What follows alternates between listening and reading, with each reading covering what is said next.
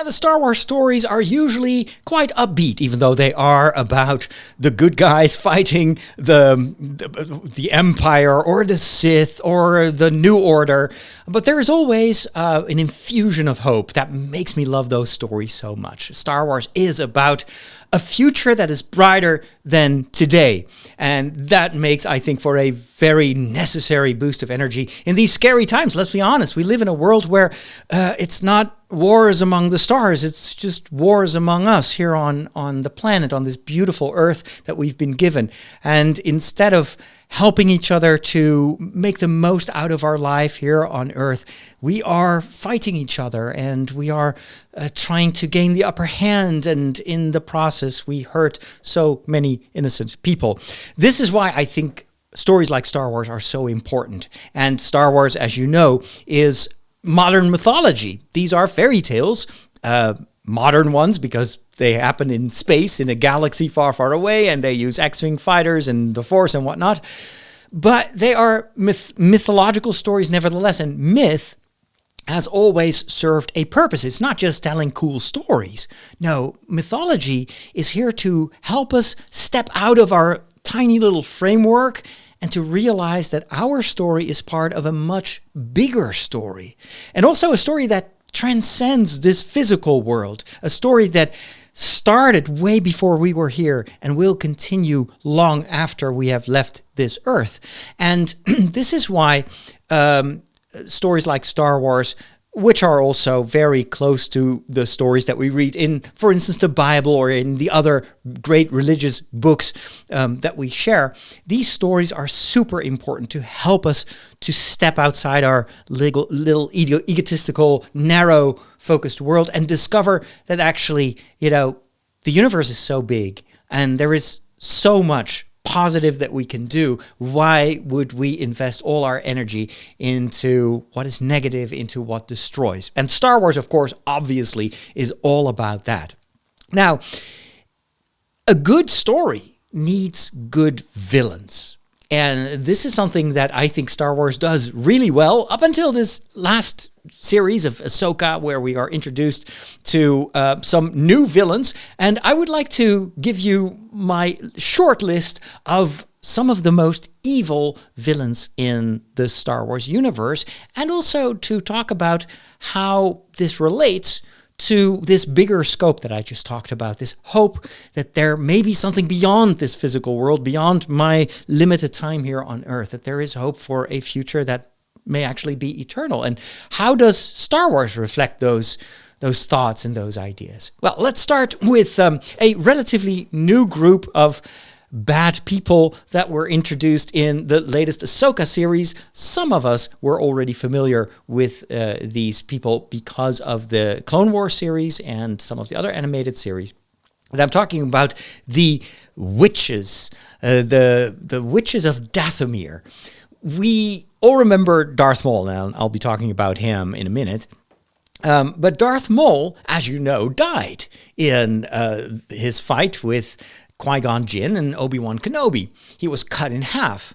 However, we see him in subsequent stories alive and well. So how did this come about? It is because he was actually fixed and kind of resuscitated by the Witches of Dathomir. And Dathomir is a planet full of kind of the dark side of the Force, but it is also the Force in a slightly different form than what we've seen with the Emperor, for instance.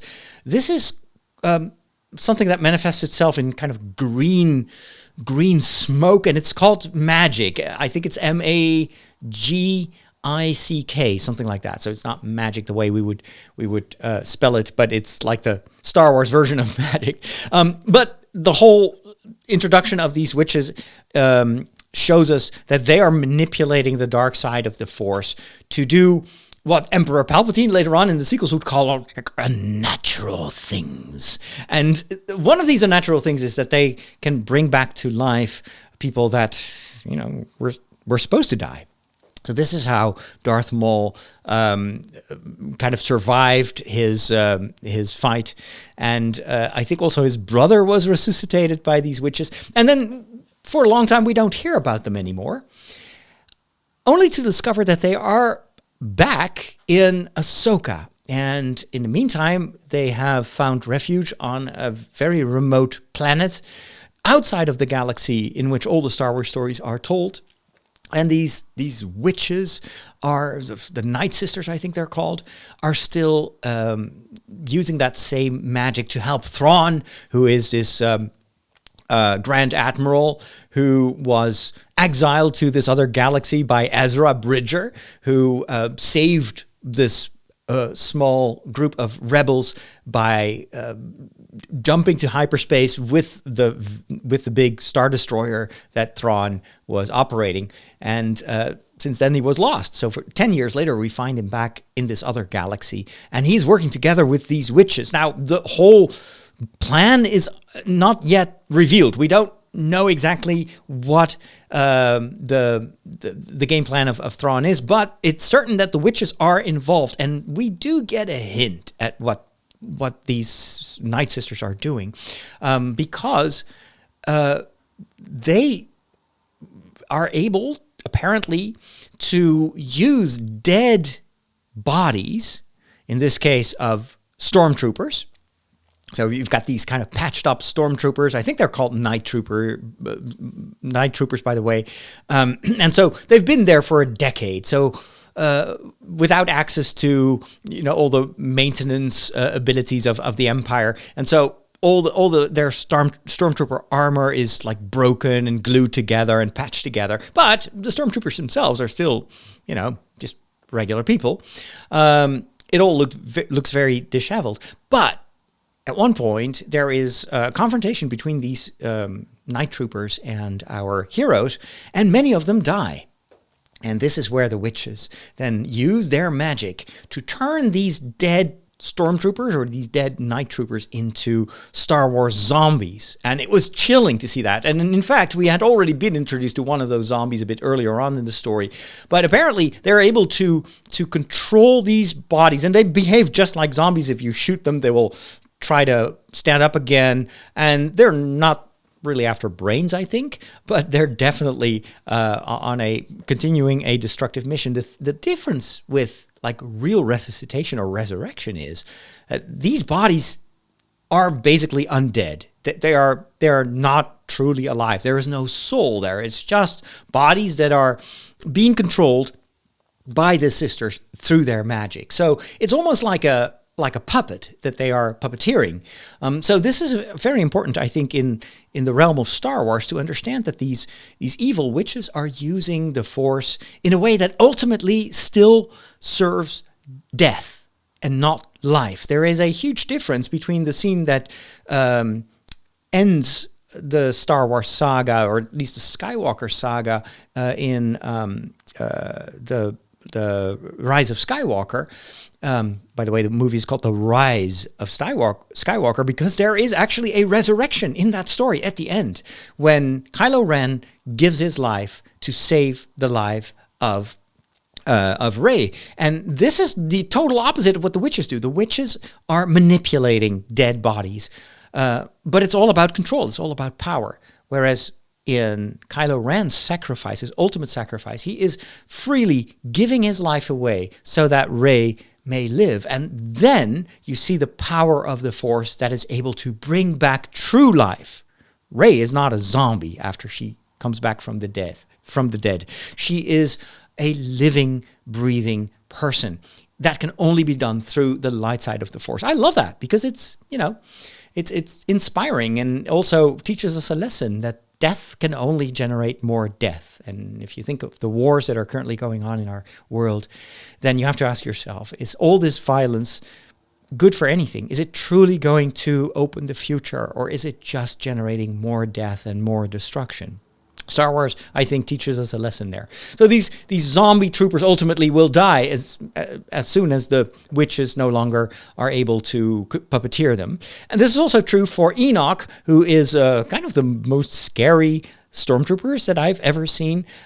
His face mask is partially gone, and the part where you would normally have the black eyes and everything and the nose is now replaced by a golden mask that looks like a death mask. And he is the leader. He's called Enoch. It's a biblical name, and also the name of one of the apocryphal Jewish writings.